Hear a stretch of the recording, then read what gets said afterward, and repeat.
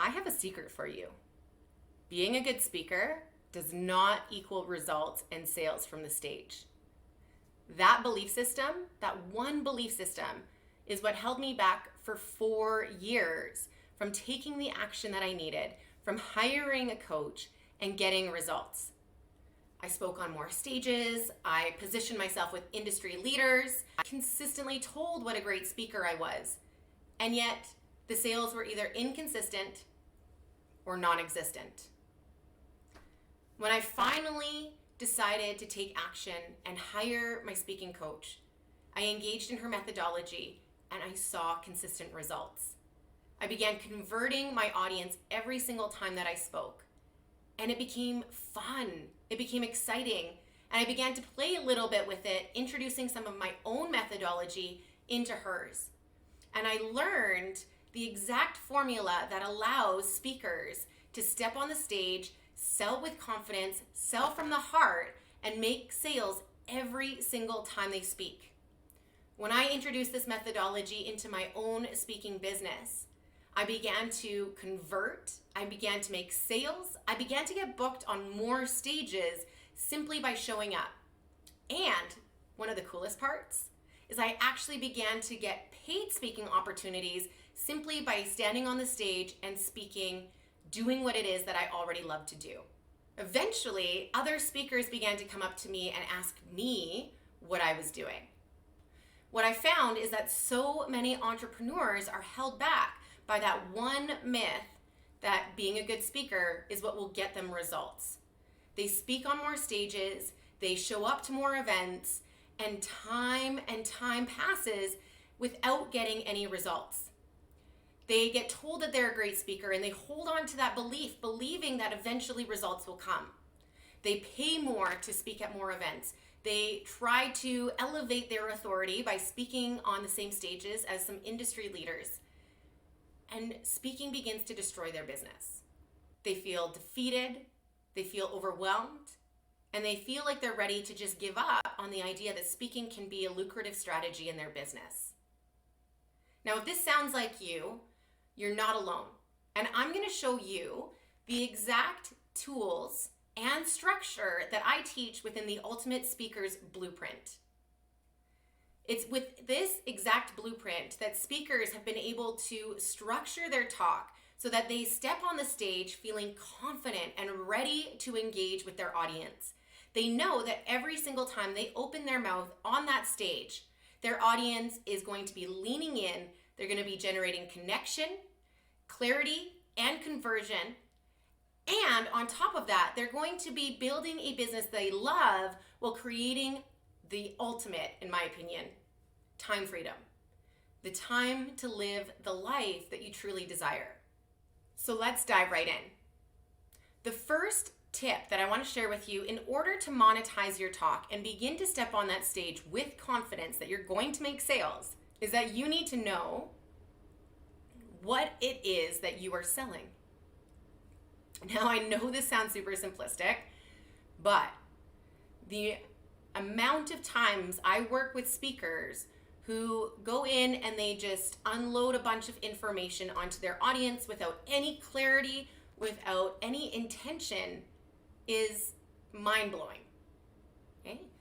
Your job as a speaker is to lead your audience to making a decision to take action in some way, shape, or form. Whether that action is to buy a book, or whether that action is to buy a program or to grab a freebie, whatever that action is, you need to have clarity on what steps they need to know and take in order to get to that final destination. Your talk has to have a purpose, and you as a speaker have to be 100% clear on what that purpose is. Because the reality is, if you're not clear, neither is your audience. Once you have clarity on what the actual purpose of your talk is, then you can begin to design your talk. Yes, design is absolutely vital, and the structure behind a talk is key. Now, if you're somebody like me who resists structure. The idea of structure makes you feel really uncomfortable. Maybe you feel really tight. If you're someone like that, I totally understand. In fact, a lot of the people that I work with love to speak about speaking from the heart. The challenge is that if you don't have a specific structure behind your talk, you're not speaking from your heart. You're speaking from your head because you're having to think on your toes for the whole time that you're on that stage. If you have a structure in place, it allows you to flow more freely from your heart because that structure is supporting you and guiding you in the right way.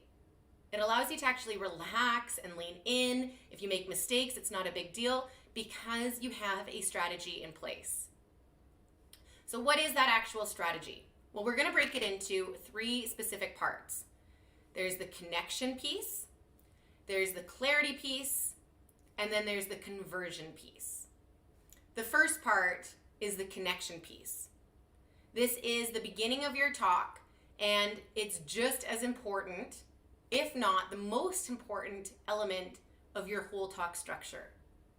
This is where your audience is making the decision if they even want to listen to you. Yes, they might have opted in to say yes that they want to engage in your talk. Maybe they're at an event and they're sitting in their seats, so naturally, who wouldn't want to listen to you? But the reality is that the first 6 seconds to 30 seconds, your audience is still making a decision on whether or not they want to engage with you, whether they want to actually listen to you, or if they're going to utilize that time to just simply tune out and do the other things that are on their to-do list. When you host a dinner party, you wouldn't expect your guests to come to the door, come in, sit down, and eat right away. It's an event, it's an experience. They come in, you take their coats, they sit down, maybe you have some drinks, water, tea, coffee, wine, you have some appetizers, maybe there's some music playing, and you engage in some really cool conversation that really builds the foundation for the whole evening. That is exactly what the connection piece of your talk is all about. It's about building the relationship, building the rapport. And if this part is done really well, then the other 2 parts will be a lot more effective. Within the connection piece of your talk, there are other elements and structures that need to be a part of it. The first is how you start your talk. Remember, 6 seconds, your audience still hasn't made the decision on whether or not they want to listen to you. So asking a thought-provoking question isn't going to engage with them the way that most speakers think. You need to think about what is going to connect with them, what's going to drop them in their seat and have them curious, wanting to learn more, so that they're interested in hearing what you have to say. You want to speak to a few elements like why your topic is important, the symptoms that your audience is experiencing, and the real problem. And the most important part of that connection piece is your story. Your story is absolutely vital. And it's one of the key elements that, when mastered, will elevate the level of your talk and have it converting a lot more efficiently. So don't miss the opportunity to really master it and hone in on it so that you are truly leaning in and giving as much as possible to your audience. The second step of the talk structure is the clarity section. Now, I call it the clarity section because when we speak about content, what often happens is speakers love to just verbal diarrhea all of their information onto their audience without any intention whatsoever. This is going to disconnect your audience because you're overwhelming them and they get confused. A confused mind does not have the capacity to move forward in making a decision. The clarity section is all about that. It's your content section, but it's all about generating clarity for your audience. Clarity on what isn't working for them and what will.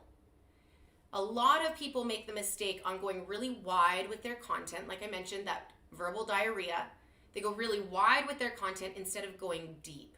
Okay? You want to make it simple, intentional, and deep so that it lands with your audience and they connect to it. It generates the clarity that they've been searching for so that they want what you have to offer without you even offering it. When your content is laid out well, it's what will do the selling for you. You won't even have to make an offer because they're ready for it. You know what they need. You've laid it out in a way that they understand, and that moves them in that right direction of being able to say, yes, I need to work with her or him to be able to get the results that I'm looking for. Now, finally, the last section, which is the conversion section. The conversion is all about the sale. Now, I want to break this down a little bit more because on some stages, on some events, you're not able to sell directly from the stage. Maybe you have a short opportunity to speak, like 10 to 15 minutes, and you don't have the opportunity to go into your full-length offer. These are what I like to call soft offers, and in fact, they actually perform even better than the hard offers often do. The soft offer is where you invite your audience into a freebie gift, something that is actually high value for them.